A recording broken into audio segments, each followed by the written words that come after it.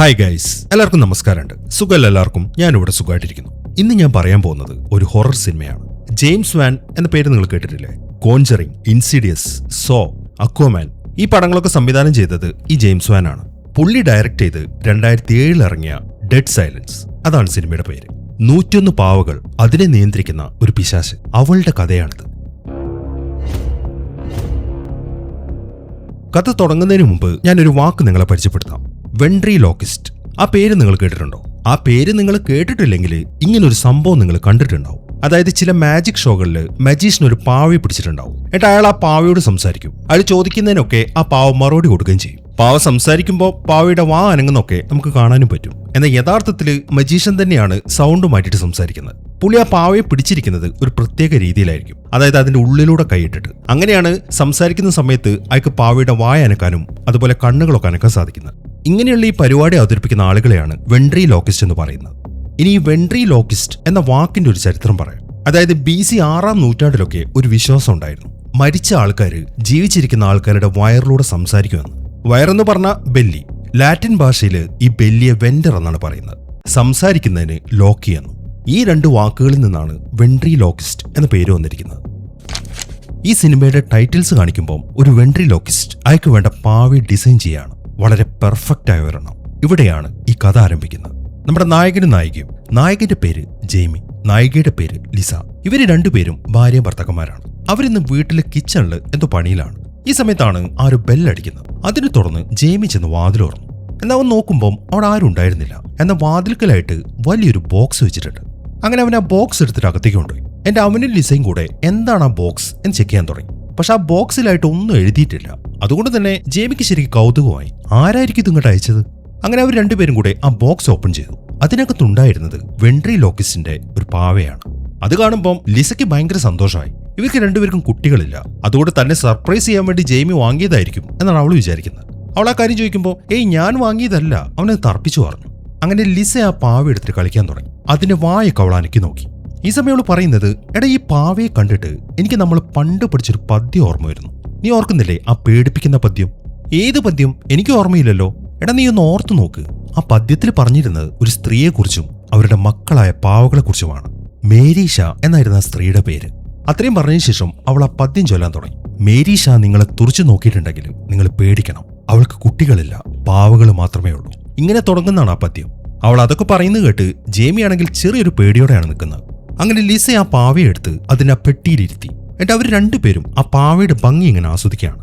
എന്നാൽ ഈ സമയത്താണ് ആ പാവയുടെ വായ ഇങ്ങനെ ഓട്ടോമാറ്റിക് ആയിട്ട് തുറന്നു വരുന്നത്. അത് കണ്ടത് ലിസ ഞെട്ടിപ്പോയി. ജെയ്മി ആണെങ്കിൽ ഓൾറെഡി പേടിച്ച് നിൽക്കുകയാണല്ലോ. അതുകൊണ്ട് സംശയത്തോടെ അവൻ അവളുടെ മുഖത്തേക്ക് നോക്കി. അങ്ങനെ കുറച്ച് സമയങ്ങൾ കഴിഞ്ഞു. ജെയ്മി ഇപ്പൊ സാധനങ്ങൾ വാങ്ങാൻ വേണ്ടി സിറ്റിയിലേക്ക് പോയിരിക്കുകയാണ്. നല്ല മഴ പെയ്യുന്നുണ്ട്. അതുകൊണ്ട് അവൻ വേഗം സാധനം വാങ്ങി അവന്റെ കാറിലേക്ക് കയറി. ഈ സമയം ലിസയാണെങ്കിൽ വീട്ടില് ചൂടുവെള്ളം ഉണ്ടാക്കാൻ വേണ്ടി ഒരു കെറ്റിലെടുത്ത് ഗ്യാസിലേക്ക് വെച്ചു. എന്നിട്ട് അവൾ ആ പാവയെടുത്ത് നേരെ അവളുടെ ബെഡ്റൂമിലേക്കാണ് പോകുന്നത്. എന്നിട്ട് അതിനെ അവളുടെ ബെഡിലിരുത്തി. പക്ഷെ അത് നേരെ ഇരിക്കാത്തതുകൊണ്ട് അവൾ എന്തെന്ന് വെച്ച് കഴിഞ്ഞാൽ പാവയെ അവിടെ കിടത്തി അവളുടെ ഷെൽഫ് തുറന്നു ഒരു തലേണ എടുക്കാൻ വേണ്ടി. എന്നാൽ പാവയെ അവിടെ കിടത്തിയ സമയത്ത് അവൾ അതിന്റെ തല ഇടതുഭാഗത്തേക്കാണ് തിരിച്ചു വെച്ചിരിക്കുന്നത്. അങ്ങനെ അവൾ ഷെൽഫ് തുറന്നിട്ട് ആ തലേണ എടുക്കുമ്പോഴാണ് പുറകിൽ നിന്നൊരു ശബ്ദം കേൾക്കുന്നത്. ഒരു പേടിപ്പിക്കുന്ന ശബ്ദം. അതിനെ തുറന്ന് അവൾ തിരിഞ്ഞു നോക്കുമ്പോൾ പാവയുടെ തല ഇപ്പം വലതുഭാഗത്തേക്ക് തിരിഞ്ഞിരിക്കുകയാണ്. അതിപ്പോ അവളെ തന്നെ നോക്കിയാണ് കിടക്കുന്നത്. അത് കാണുമ്പോൾ അവൾക്ക് ചെറിയൊരു പേടി തോന്നി. അങ്ങനെ അവൾ ആ തലേണ എടുത്ത് പാവയുടെ പുറകുഭാഗത്ത് സപ്പോർട്ട് ചെയ്ത് അതിനെ ആ ബെഡിലിരുത്തി. അതിനുശേഷം ഒരു പുതപ്പ് കൊണ്ട് അതിനെ മൂടിയിട്ടിട്ട് അവൾ ആ റൂമിൽ നിന്ന് പോവുകയും ചെയ്തു. എന്നാൽ ഹാളിലേക്ക് എത്തുമ്പോൾ അവിടെ ഒരു മ്യൂസിക് സിസ്റ്റത്തില് പാട്ട് വെച്ചിട്ടുണ്ടായിരുന്നു. പെട്ടെന്ന് ആ പാട്ട് വല്ലാത്തൊരു ശബ്ദത്തോടെ മാറി അത് സ്റ്റോപ്പായി. പിന്നീട് അവൾ നോക്കുമ്പോൾ അവിടുത്തെ ക്ലോക്കിന്റെ പെൻഡുലം അങ്ങനെ ആടുന്നുണ്ട്. അതും ഇപ്പൊ സ്റ്റോപ്പായി. അടുത്തായിട്ട് അവൾ കാണുന്നത് ആ ഗ്യാസിൽ വെച്ചിരിക്കുന്ന ആ കെറ്റിലാണ്. അതിപ്പോ വിസിലടിക്കുന്നുണ്ടായിരുന്നു. ആ ശബ്ദം ഇപ്പൊ സ്റ്റോപ്പായി. ഇപ്പൊ എങ്ങും നിശബ്ദത മാത്രം. അതുകൊണ്ട് തന്നെ അവൾക്ക് വല്ലാണ്ട് പേടിയാവാൻ തുടങ്ങി. ഈ സമയത്താണ് അവളുടെ ബെഡ്റൂമിൽ നിന്നൊരു സൗണ്ട് കേൾക്കുന്നത്. ഒരു കുട്ടി ചിരിക്കുന്ന ശബ്ദം. അതിനെ തുടർന്ന് അവൾ പേടിയോടെ അവളുടെ ബെഡ്റൂമിലേക്ക് നടക്കുകയാണ്. എന്നാൽ ആ ബെഡ്റൂമിന്റെ അകത്തേക്ക് ചെല്ലുമ്പോൾ അവിടെ ഒന്നിനെയും കാണുന്നില്ല. മാത്രമല്ല ഇപ്പൊ ശബ്ദവും കേൾക്കുന്നില്ല. ഇനിയിപ്പോ ഈ പാവയാണോ ശബ്ദം ഉണ്ടാക്കിയെന്ന് അറിയാൻ വേണ്ടി അവൾ പതുക്കെ ചെന്ന് അതിന്റെ പുതപ്പ് അങ്ങോട്ട് മാറ്റി. എന്നാൽ പുതപ്പ് മാറ്റിയതും പെട്ടെന്ന് ആ പാവ പുതപ്പെടുത്തിട്ട് അവളെ മൊത്തത്തിൽ അങ്ങോട്ട് മൂടുകയാണ്. മാത്രമല്ല അവൾ അവിടെ നിന്ന് തെറിച്ചു പോവുകയും ചെയ്തു. അങ്ങനെ അവൾ നേരെ ചെന്ന് വീഴുന്നത് ആ റൂമിന്റെ വാതിൽക്കലാണ്. പിന്നീട് അവൾ എഴുന്നേൽക്കുമ്പോൾ അവളുടെ വായിൽ നിന്ന് വല്ലാണ്ട് ചോര വരാൻ തുടങ്ങി. ഇതൊക്കെ കൊണ്ട് തന്നെ വല്ലാത്തൊരു പേടിയോടെ അവളിപ്പോ പുറകിലേക്ക് തിരിഞ്ഞു നോക്കി. എന്നാൽ അടുത്ത സെക്കൻഡിൽ ആ പാവ അവളെ റൂമിന്റെ അകത്തേക്ക് വിളിച്ചുകൊണ്ട് പോവാണ്. ഉറക്കെ നിലവിളിക്കാൻ മാത്രമേ അവളെ കൊണ്ട് സാധിക്കുന്നുള്ളൂ. അങ്ങനെ കുറച്ച് സമയത്തിന് ശേഷം ജെയിം ഇപ്പൊ വീട്ടിലേക്ക് എത്തി. അവൾക്ക് കൊടുക്കാൻ വേണ്ടി അവൻ റോസ് പൂവും കൊണ്ടുവന്നിട്ടുണ്ട്. എന്നാൽ വീട്ടിനുള്ളിലേക്ക് കയറുമ്പോൾ നേരത്തെ ഓഫായി പോയ ആ സാധനങ്ങളൊക്കെ ഉണ്ടല്ലോ, ഇതെല്ലാം ഓൺ ആയിട്ടുണ്ട്. അവനിപ്പോൾ അടുക്കളയിലേക്ക് ചെല്ലുമ്പോൾ ആ കെറ്റിൽ അവിടെ നിന്ന് ഇങ്ങനെ വിസിലടിച്ചുകൊണ്ടിരിക്കുകയാണ്. അത് കാണുമ്പോൾ അവന് ശരിക്കും ദേഷ്യം വന്നു. നീ ഇത് എവിടെ പോയി കിടക്കാണ് ലിസ, നീ ഈ വീട് കത്തിക്കുമല്ലോ എന്നൊക്കെ പറഞ്ഞിട്ട് അവനെ കെറ്റിലെടുത്ത് മാറ്റി. ഈ സമയത്താണ് ബെഡ്റൂമിൽ നിന്നും ലിസ അവനെ വിളിക്കുന്നത്. ഞാൻ ഇവിടെ ഉണ്ട്, നീ ഇങ്ങോട്ട് വന്നേ എന്നാണ് അവൾ പറയുന്നത്. അതിനെ തുടർന്ന് അവൻ ബെഡ്റൂമിലേക്ക് നടന്നു. അങ്ങനെ ബെഡ്റൂമിന്റെ വാതിൽക്കലേക്ക് എത്തി അവിടുത്തെ ചോര കാണുമ്പോൾ അവൻ ശരിക്കും പേടിച്ചുപോയി. മാത്രമല്ല ഈ സമയം ലിസ അവനെ ബെഡ്റൂമിലേക്ക് ഇങ്ങനെ വിളിച്ചുകൊണ്ടിരിക്കുകയാണ്. അങ്ങനെ അവൻ ബെഡ്റൂമിലേക്ക് എത്തി. എന്നാൽ അങ്ങ് നോക്കുമ്പോൾ ബെഡിലായിട്ട് എന്തോ ഒരു സാധനം മൂടിയിട്ടിട്ടുണ്ട്. മാത്രമല്ല ആ പുതപ്പിലായിട്ട് ബ്ലഡും കാണുന്നുണ്ട്. ഇതൊക്കെ കാണുമ്പോൾ അവന് ഡൗട്ടായി. ഈ സമയം ആ പുതപ്പിനകത്ത് നിന്ന് ലിസയാണ് ഇങ്ങനെ ചിരിക്കാനും തുടങ്ങി. അത് കാണുമ്പോൾ നീ എന്താ ആളെ കളിയാക്കുകയാണോ, ഇതത്ര തമാശയായിട്ടൊന്നും എനിക്ക് തോന്നുന്നില്ല കേട്ടോ ലിസ. പക്ഷെ അവൻ അങ്ങനെ പറഞ്ഞെങ്കിലും അതിനൊരു മറുപടി അവളുടെ ഭാഗത്തുനിന്ന് വരുന്നില്ല. അതുകൊണ്ട് തന്നെ അവൻ പതുക്കെ ചെന്ന് ആ പുതപ്പ് അങ്ങോട്ട് മാറ്റി. അതിൽ ആ കാഴ്ച കണ്ട് അവൻ ഞെട്ടിത്തെറിച്ചുപോയി. ലിസ അവിടെ മരിച്ചു കിടക്കുകയാണ്. അതും അവളുടെ മുഖമാണെങ്കിൽ വല്ലാതെ വികൃതമായിട്ടുണ്ട്. അവളുടെ നാക്ക് മൊത്തത്തിൽ ഇങ്ങോട്ട് പിഴുതെടുത്തിരിക്കുകയാണ്. അത് കണ്ട് പേടിച്ച് പുറകിലേക്ക് നടക്കുന്ന അവന്റെ കാൽക്കീഴിലായിട്ട് ആ പാവ കിടക്കുന്നുണ്ട്. എന്നാൽ അതിനവൻ ശ്രദ്ധിക്കുന്നില്ല. അങ്ങനെ അവൻ അറിയിച്ചതിനെ തുടർന്ന് പോലീസുകാർ വന്ന് അവളുടെ ബോഡി എടുത്തുകൊണ്ട് പോയി. ഈ സമയം ജേമിയുടെ അവസ്ഥയാണെങ്കിൽ ആ ഷോക്ക് അവനിൽ നിന്നും അങ്ങോട്ട് വിട്ടുമാറിയിട്ടില്ല. അങ്ങനെ പോലീസുകാർ ഇപ്പോൾ ജേമിയെ സ്റ്റേഷനിലേക്ക് എത്തിച്ച് അവന് ചോദ്യം ചെയ്യാൻ തുടങ്ങി. ഈ കേസ് അന്വേഷിക്കുന്ന പോലീസുകാരന്റെ പേര് ലിപ്റ്റൺ എന്നാണ്. ഇവരവന്റെ വീട് പരിശോധിച്ചതിൽ നിന്നും ആരും അങ്ങോട്ട് അതിക്രമിച്ച് കയറിയിട്ടില്ല. മാത്രമല്ല ഒരടിപിടി ഉണ്ടായതിന്റെ ഒരു ലക്ഷണം ആ വീട്ടിൽ കണ്ടിട്ടില്ല. കൂടാതെ ഇവരവിടെ പരിശോധിച്ചപ്പോൾ ഇവന്റെ ഫിംഗർ പ്രിന്റ് മാത്രമേ അവിടുന്ന് കിട്ടിയിട്ടുള്ളൂ. അതുകൊണ്ട് തന്നെ ഇവൻ തന്നെയാണ് അവന്റെ ഭാര്യയെ കൊന്നത് എന്നാണ് പോലീസുകാർ വിചാരിക്കുന്നത്. ആ കാര്യം ലിപ്റ്റൺ ഇപ്പോൾ ജെയ്മിയുടെ അടുത്ത് പറയുകയും ചെയ്തു. എന്നാൽ അതേക്കുന്ന ജെയ്മി വയ്ക്കുന്നത്, നിങ്ങൾ എന്താ അസംബന്ധമാണ് ഈ പറയുന്നത്, ഞാൻ എന്റെ ഭാര്യയെ കൊല്ലുന്നത് എന്തിനാണ്? പിന്നെ നിങ്ങളിപ്പോൾ പറഞ്ഞല്ലോ തെളിവുകളൊന്നും കിട്ടിയിട്ടില്ലാന്ന്. എന്റെ വീട്ടിലേക്ക് അയച്ചൊരു പാവയെ നിങ്ങൾ അവിടെ കണ്ടില്ലേ, അത് ആരയച്ചാന്ന് അന്വേഷിച്ചു നോക്ക്. ഞാൻ വിശ്വസിക്കുന്നത് ആ പാവ തന്നെയാണ് എന്റെ ഭാര്യയെ കൊന്നതെന്നാണ്. ഞാൻ അങ്ങനെ വിശ്വസിക്കാനുള്ള കാരണം ആ പാവ വെൻട്രിലോക്കിസ്റ്റിന്റെ പാവയാണ്. ചില ആൾക്കാരെ വിശ്വസിക്കുന്നത് ഇതുപോലത്തെ പാവകള് വീട്ടിലേക്ക് മരണം കൊണ്ടുവരുന്നതാണ്. പക്ഷെ ജെയ്മി അത് പറയുമ്പോൾ അയാൾ പറയുന്നത്, ഒരു പാവ എങ്ങനെയാണോ തന്റെ ഭാര്യയെ കൊല്ലുന്നത്, അതുകൊണ്ട് അതിന്റെ മേലേക്ക് കുറ്റം ചാർത്തി നിനക്ക് ഒരിക്കലും രക്ഷപ്പെടാൻ പറ്റത്തില്ല. പിന്നെ നീ എന്നോട് പറഞ്ഞല്ലോ അവള് മരിച്ചത് നീ കാണുന്നതിന് മുമ്പ് അവള് നിന്റെ ബെഡ്റൂമിലേക്ക് വിളിച്ചു വന്ന്. പക്ഷെ അവളുടെ ബോഡി ഞങ്ങൾ ചെക്ക് ചെയ്തപ്പം അവളുടെ ബോഡിയിൽ അവളുടെ നാക്കില്ല. പിന്നെ എങ്ങനെയാണ് അവളെ നിന്നെ വിളിക്കുന്നത്? ഇതിൽ തന്നെ ഒരു അപാകതയില്ലേ? ഓ, അപ്പൊ നിങ്ങൾ വിധി എഴുതി കഴിഞ്ഞല്ലേ ഞാനാണ് അവളെ കൊന്നതെന്ന്. അപ്പൊ ഇനിയിപ്പോ എന്താണ് അടുത്ത പരിപാടി? എന്നെ അറസ്റ്റ് ചെയ്യാൻ പോവാണോ? ഏയ്, നിന്നെ അറസ്റ്റ് ചെയ്യാനൊന്നും ഇപ്പൊ പറ്റത്തില്ല. അതിന് തെളിവുകളൊന്നും കിട്ടിയിട്ടില്ല. അതുകൊണ്ട് തൽക്കാലം നിനക്ക് പോവാം. പക്ഷെ എപ്പോ വിളിച്ചാലും നീ ഇവിടെ വന്നേക്കണം എന്നും പറഞ്ഞിട്ട് അയാൾ അവനെ പറഞ്ഞു വിട്ടു. അങ്ങനെ സ്റ്റേഷനിൽ നിന്ന് ഇറങ്ങിയതിനു ശേഷം ജെയ്മി നേരെ പോകുന്ന അവന്റെ വീട്ടിലേക്കാണ്. അങ്ങനെ വീട്ടിലെത്തി ആ വീട് മൊത്തം പരിശോധിക്കുമ്പോൾ അവൻ ആ പാവ അവിടുന്ന് കിട്ടി. അതിനവിടുന്ന് എടുത്തതിന് ശേഷം അവൻ നേരെ ചെന്നിട്ട് ആ പാവയുടെ പെട്ടി ഒന്ന് പരിശോധിച്ചു. ആദ്യം അതിൽ നിന്നൊന്നും അവന് കാണാൻ പറ്റിയില്ല. എന്നാൽ പെട്ടിയിലുള്ള ഒരു തുണി കീറി നോക്കിയപ്പോൾ അതിൽ ചില കാര്യങ്ങൾ എഴുതിയിരിക്കുന്ന അവൻ കണ്ടു. Mary Shah and Billy in ravens fair. ഇതാണ് അതിൽ എഴുതിയിരിക്കുന്നത്. ഈ റേവൻസ് ഫെയർ എന്ന് പറയുന്നത് ഒരു സ്ഥലത്തിന്റെ പേരാണ്. അതുകൊണ്ട് അവൻ വേഗം അവന് വണ്ടി എടുത്ത് ആ സ്ഥലത്തേക്ക് പുറപ്പെട്ടു. അങ്ങനെ കുറെ സമയത്തെ യാത്രയ്ക്ക് ശേഷം അവൻ ആ റേവൻസ് ഫെയറിലെത്തി. ഇത് പഴയൊരു നഗരമാണ്. ഇപ്പൊ അവനങ്ങോട്ട് ചെല്ലുമ്പോൾ ആ റോഡ് സൈഡിന്റെ പല ഭാഗങ്ങളും തകർന്നു നടക്കുന്നുണ്ട്. മാത്രമല്ല കടകളെല്ലാം ക്ലോസ് ആണ്. ആ ഏരിയയിലൊന്നും ആരെയും കാണുന്നില്ല. അങ്ങനെ അവിടേക്കൊന്ന് നോക്കിയതിനു ശേഷം ആ വണ്ടി മുന്നോട്ട് ഓടിക്കുകയാണ്. ഈ സ്ഥലം ഇവനുമായിട്ട് മറ്റൊരു കണക്ഷൻ ഉണ്ട്. ഇവന്റെ തറവാട് ഇവിടെയാണ്. ഇവന്റെ അമ്മ മരിച്ചുപോയി. അച്ഛനും അയാൾ പുതിയതായിട്ട് കല്യാണം കഴിച്ച ഭാര്യയുമാണ് ഇപ്പൊ അവിടെ താമസിക്കുന്നത്. ഇവന്റെ അച്ഛനൊരു കോടീശ്വരനാണ്. ഒരു വലിയ വീട്ടിലാണ് അയാൾ താമസിക്കുന്നത്. മാത്രമല്ല ഇഷ്ടം പോലെ സ്ഥലങ്ങളും അവർക്കുണ്ട്. അങ്ങനെ അവൻ വീട്ടിലേക്ക് ചെല്ലുമ്പോൾ അവന്റെ സ്റ്റെപ്പ് മദറാണ് വാതിൽ ഉറക്കുന്നത്. ഇവരുടെ പേര് എല്ല. ഇവർക്ക് അധികം അങ്ങനെ പ്രായമൊന്നുമില്ല. ഇപ്പൊ ഇവന്റെ അച്ഛനായ എഡ്വാർഡ് പറഞ്ഞിട്ട് എല്ലയ്ക്ക് ജെയ്മിയെ കുറിച്ച് നന്നായിട്ട് അറിയാം. അതുകൊണ്ട് തന്നെ അവനെ കണ്ടപ്പോൾ തന്നെ അവൾ വന്നിട്ട് അവനെ കെട്ടിപ്പിടിച്ചു. എന്നാൽ ഇവനെ സംബന്ധിച്ചിട്ട് ഇവൻ ആദ്യമായിട്ടാണ് ഈ എല്ലയെ കാണുന്നത്. ഈ ജെയ്മി ഇവന്റെ അച്ഛനും തമ്മിൽ അത്രയ്ക്ക് നല്ല രസത്തിലല്ല. പുള്ളി ഏത് സമയം ഇവനോട് വഴക്കുണ്ടായിക്കൊണ്ടിരിക്കും. അതുകൊണ്ടാണ് ഇവൻ അച്ഛനിൽ നിന്ന് വിട്ട് വേറെ വീട്ടിൽ താമസിക്കുന്നത്. അങ്ങനെ എല്ലാം ഇപ്പം അവന്റെ അച്ഛൻ്റെ അടുത്തേക്ക് കൊണ്ടുപോയി. എന്നാൽ അച്ഛനെ കാണുമ്പോൾ അവൻ ഞെട്ടിപ്പോയി. അച്ഛനിപ്പം വീൽ ചെയറിലാണ്. സംഭവം എന്താണെന്ന് വെച്ച് കഴിഞ്ഞാൽ 2 മാസങ്ങൾക്ക് മുമ്പ് അയാൾക്ക് സ്ട്രോക്ക് വന്നു. ഈ സമയം അവൻ അയാളോട് ചോദിക്കുന്നത്, നിങ്ങൾ എന്തുകൊണ്ട് ഈ കാര്യം എന്നെ അറിയിച്ചില്ല എന്നാണ്. അതേക്കുമ്പോൾ ഞാൻ നിന്നെ ഒരുപാട് തവണ വിളിച്ചിട്ടുണ്ടായിരുന്നു ജെയ്മി, നീ ഫോൺ എടുത്തില്ല. മാത്രമല്ല നീ എന്നെ തിരിച്ചു വിളിക്കുകയും ചെയ്തില്ല. അതുകൊണ്ടാണ് ഈ കാര്യം നീ അറിയാതിരുന്നത്. എന്തായാലും നിന്റെ കാര്യങ്ങളൊക്കെ ഞാൻ അറിഞ്ഞു. നീ ഇനി അതാലോചിച്ചിട്ട് വിഷമിക്കേണ്ട കാര്യമൊന്നുമില്ല. ഇനി നിനക്ക് ഞങ്ങളുണ്ട്. ഇനിയിപ്പോൾ ഉടനെ തന്നെ ലിസയുടെ കർമ്മങ്ങളൊക്കെ നടത്തണ്ടേ. പക്ഷെ അതിനു മുമ്പായിട്ട് അവളെ പോസ്റ്റ്മോർട്ടം ചെയ്യണം. ആ കാര്യം ഞാൻ ഹെൻറിയെ വിളിച്ച് അറിയിച്ചോളാം എന്നൊക്കെയാണ് അയാൾ പറയുന്നത്. ഈ ഹെൻറി എന്ന് പറയുന്നത് ഈ പോസ്റ്റ്മോർട്ടം ഒക്കെ നടത്തുന്ന ഒരാളാണ്. അതെല്ലാം കേൾക്കുമ്പോൾ വേണ്ട ആ കാര്യങ്ങളൊക്കെ ഞാൻ തന്നെ ഡീൽ ചെയ്തോളാം എന്നാണ് ജെയ്മി പറയുന്നത്. എന്നാൽ അവന്റെ അച്ഛൻ അതിന് സമ്മതിക്കുന്നില്ല. ദയവ് ചെയ്ത് നീ വാശി പിടിക്കല്ലേ, ഞാൻ നിന്റെ അച്ഛനാണ്. നിനക്ക് വേണ്ടി ഒന്നും എനിക്ക് ഇതുവരെ ചെയ്തു തരാൻ കഴിഞ്ഞിട്ടില്ല. ആ സമയത്ത് ഞാൻ അങ്ങനെ ഒരാളായിരുന്നു. പക്ഷെ ഒരു സ്ട്രോക്ക് എന്നെ വല്ലാണ്ട് മാറ്റി. അതുകൊണ്ട് നിന്റെ ഈ കാര്യമെങ്കിലും എന്നെ ചെയ്യാൻ നീ സമ്മതിക്കണം എന്നൊക്കെയാണ് അയാൾ പറയുന്നത്. അതെല്ലാം കേൾക്കുമ്പോൾ ഞാൻ ആ കാര്യങ്ങൾ സംസാരിക്കാനല്ല ഇങ്ങോട്ട് വന്നത്. എനിക്ക് മറ്റൊരു കാര്യം അറിയാനുണ്ട്. നിങ്ങൾ ഓർക്കുന്നില്ലേ, കുട്ടിക്കാലത്ത് അമ്മ എന്നെ പഠിപ്പിച്ചൊരു പദ്യം എന്ന് പറഞ്ഞിട്ട് അവൻ ആ മേരി ഷായുടെ പദ്യം ചൊല്ലാൻ തുടങ്ങി. എന്നാൽ എഡ്വാർഡ് ഇതുവരെയായിട്ടും അത് കേട്ടിട്ടില്ല. പക്ഷെ എല്ലാം അത് കേട്ടിട്ടുണ്ട്. അതുകൊണ്ട് തന്നെ അവൻ ചൊല്ലിയ ആ പദ്യത്തിന്റെ ബാക്കി ഭാഗം അവൾ ചൊല്ലാൻ തുടങ്ങി. അത് കാണുമ്പോൾ അവൻ അത്ഭുതമായി. നിങ്ങൾക്ക് ഇങ്ങനെ ഈ പദ്യത്തെക്കുറിച്ച് അറിയാം എന്നാണ് അവൻ ചോദിക്കുന്നത്. അതേക്കുമ്പോൾ എല്ലാ അമ്മമാരും അവരുടെ കുട്ടികളെ അനുസരിപ്പിക്കാൻ വേണ്ടി കുട്ടിക്കാലത്ത് അവർക്ക് ചൊല്ലിക്കൊടുക്കുന്നതാണ് ഈ പദ്യം. അത് വെറും ഒരു പ്രേതത്തിന്റെ കഥയാണ്, ഇത് നീ അത്ര വലിയ കാര്യമാക്കേണ്ട കാര്യമൊന്നുമില്ല എന്നാണ് എല്ലാം പറയുന്നത്. അവന്റെ അച്ഛനും അത് ശരിവെച്ചു. പക്ഷെ അവൻ അതങ്ങോട്ട് വിട്ടുകളയുന്നില്ല. എന്താ ഇനി ചെയ്യേണ്ടെന്ന് എനിക്കറിയാമെന്നും പറഞ്ഞിട്ട് അവനോട് നടക്കാൻ തുടങ്ങി. അത് കാണുമ്പോൾ എല്ലാം അവന്റെ പുറകെ ചെന്നു. നീ നിന്റെ അച്ഛനോട് ദേഷ്യപ്പെട്ടിട്ട് പോവാണോ? നീ വിചാരിക്കുന്ന പോലെ അല്ല നിന്റെ അച്ഛൻ. അയാളിപ്പോ പഴയതുപോലെ ഒന്നും ചെയ്യാറില്ല, പുള്ളി ആകെ മാറിയിട്ടുണ്ട് എന്നൊക്കെ അവള് പറഞ്ഞു. അതേക്കുമ്പോൾ അതൊക്കെ നിങ്ങളുടെ വെറും തോന്നല് മാത്രമാണ്. നിങ്ങൾ ഇവിടെ വെച്ചിരിക്കുന്ന ഫോട്ടോസ് കണ്ടില്ലേ, ഇതിൽ ഞാനും എന്റെ അച്ഛനും മാത്രമേ ഉള്ളൂ, എവിടെയും എന്റെ അമ്മയില്ല. അതിന് കാരണം അയാളാണ്. എന്റെ അച്ഛൻ കാരണമാണ് എന്റെ അമ്മ ആത്മഹത്യ ചെയ്തത്. ഇനിയിപ്പോ നിങ്ങളല്ല അയാളുടെ ഭാര്യ, അതുകൊണ്ട് നിങ്ങളെ സൂക്ഷിച്ച് നിങ്ങൾക്ക് കൊള്ളാമെന്നും പറഞ്ഞിട്ട് അവനോട് നിന്ന് ഇറങ്ങിപ്പോയി. അതൊക്കെ കേട്ട് അവളാണെങ്കിൽ എന്തോ ആലോചിച്ചുകൊണ്ട് നിൽക്കുകയാണ്. അങ്ങനെ ജെയ്മി അടുത്തായിട്ട് പോകുന്നത് നേരത്തെ അവന്റെ അച്ഛൻ പറഞ്ഞ ആ ഹെൻറി ഉണ്ടല്ലോ അയാളുടെ വീട്ടിലേക്കാണ്. അവൻ അയാളുടെ വാതിൽക്കിലേക്ക് ചെല്ലുമ്പോൾ കുറച്ച് അപ്പുറത്തായിട്ട് അയാളുടെ ഭാര്യ ഇരിക്കുന്നുണ്ട്. ഇവളുടെ പേര് മാരിയോൺ എന്നാണ്. ഇവർക്ക് മാനസികമായിട്ട് എന്തോ ഒരു പ്രശ്നമുണ്ട്. അതുകൊണ്ട് ഏത് സമയം ഒരു കാക്കയും പിടിച്ചോണ്ടിരിക്കും. ഇപ്പൊ അവൻ അങ്ങോട്ട് വരുന്നത് കണ്ടിട്ട് അവരാണെങ്കിൽ ഒന്ന് മൈൻഡ് ചെയ്യുന്ന പോലുമില്ല. അങ്ങനെ അകത്തേക്ക് കയറി അവൻ ഹെൻറിയുമായിട്ട് കാര്യങ്ങളൊക്കെ സംസാരിക്കാൻ തുടങ്ങി, ലിസയുടെ ഫ്യൂണറലിനെ കുറിച്ച്. ഈ ഹെൻറിയുടെ മുഴുവൻ പേര് ഹെൻറി വാക്കർ എന്നാണ്. അങ്ങനെ ആ കാര്യങ്ങളൊക്കെ ഡീലാക്കിയതിനു ശേഷം അവനോട് നിന്ന് ഇറങ്ങി.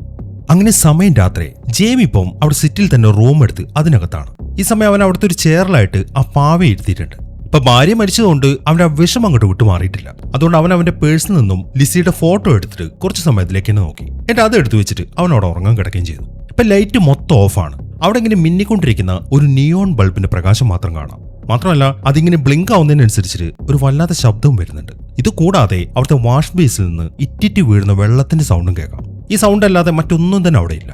ഈ സമയം പാവയാണെങ്കിൽ ആ ചെയറിൽ തന്നെ ഇരിക്കുന്നുണ്ട്. എന്നാൽ അവൻ ഉറങ്ങിക്കഴിഞ്ഞ് കുറച്ച് സമയം കഴിയുമ്പോഴാണ് പാവയുടെ കണ്ണ് അവന്റെ ഭാഗത്തേക്ക് തിരിയുന്നത്. അങ്ങനെ ആ പാവ അവനൊന്ന് നോക്കിയതും അവിടെ ഉണ്ടായിരുന്ന ആ ശബ്ദം മൊത്തം സ്റ്റോപ്പായി. ഇപ്പൊ എങ്ങും നിശബ്ദത മാത്രം.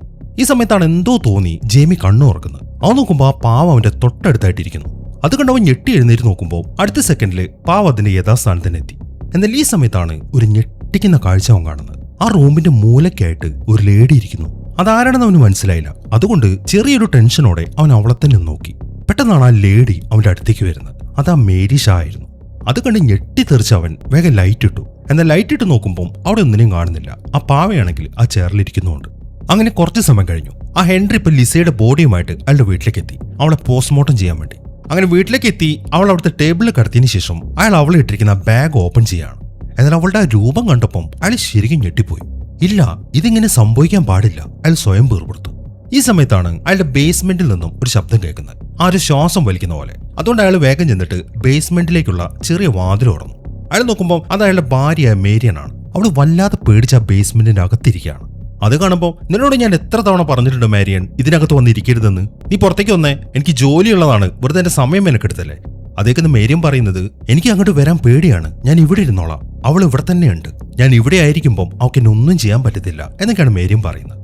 നീ എന്തൊക്കെയാ മേരിയൻ ഈ പറയുന്നത്, ഇതൊക്കെ നിന്റെ തോന്നലാണ്, നീ ഇങ്ങോട്ട് വന്നതെന്നും പറഞ്ഞിട്ട് ഹെൻറി അവളെ വെളിയിലേക്ക് ഇറക്കി. എന്നിട്ട് അവളെ അവളുടെ റൂമിലേക്ക് പറഞ്ഞു വിടാണ്. അങ്ങനെ മേരിയനെ പറഞ്ഞു വിട്ടതിന് ശേഷം അയാൾ പിന്നെയും ലിസയുടെ ബോഡിയുടെ അടുത്തേക്ക് ചെന്നു. എന്നിട്ട് അതിന്റെ ഒരു ഫോട്ടോ എടുക്കുകയാണ്. അങ്ങനെ ഇന്നത്തെ രാത്രി കഴിഞ്ഞ് പിറ്റേ ദിവസം രാവിലെയായിരുന്നു ലിസയുടെ ഫ്യൂണറൽ. കുറച്ച് ആൾക്കാരൊക്കെ അതിൽ പങ്കെടുക്കുന്നുണ്ട്. അങ്ങനെ ഫ്യൂണറലൊക്കെ കഴിഞ്ഞ് ജെയ്മി അവിടുത്തെ ആ കാട്ടിലൂടെ നടക്കുമ്പോഴാണ് അവനൊരു കാഴ്ച കാണുന്നത്. ഒരു ലേഡി ആ കാട്ടിലൂടെ ഇങ്ങനെ നടക്കുന്നു. അത് കണ്ടതും അവൻ ആ ലേഡിയുടെ പുറകെ പോയി. എന്നാൽ കുറെ നടന്ന് ഒരു സ്ഥലത്തെത്തുമ്പോൾ പിന്നെ അവൻ ആ ലേഡിയെ കാണുന്നില്ല. ഇവരിത് എവിടെ പോയി എന്ന് ചിന്തിച്ചുകൊണ്ട് നിൽക്കുമ്പോഴാണ് പെട്ടെന്ന് ആ മാരിയൻ അവന്റെ അടുത്തേക്ക് വരുന്നത്. മാരിയൻ വല്ലാത്തൊരു വെപ്രാളത്തിലാണ്. നീ അവളെ കണ്ടുവല്ലേ? അവളാണോ നിന്റെ ഭാര്യയെ കൊന്നത്? അവൾ നിന്റെ ഭാര്യയെ കൊല്ലുന്നത് നീ കണ്ടായിരുന്നു? മേരിയൻ അങ്ങനെയൊക്കെ ചോദിക്കുമ്പോൾ നിങ്ങൾ ആരുടെ കാര്യമാണ് ഈ പറയുന്നത്? അവനൊന്നും മനസ്സിലായില്ല. ഈ സമയം മേരിയൻ ആണെങ്കിൽ ആ മേരി ഷായുടെ ആ പദ്യം ചൊല്ലാൻ തുടങ്ങി. എന്നാൽ അതിനിടയിലാണ് ആ ഹെൻറി വന്നിട്ട് മേരിയനെ പിടിക്കുന്നത്. നീ എന്താ മേരിയൻ ഇവിടെ നിൽക്കുന്നത്? നീ എന്തൊക്കെയാണ് ഈ പുലമ്പുന്നത്?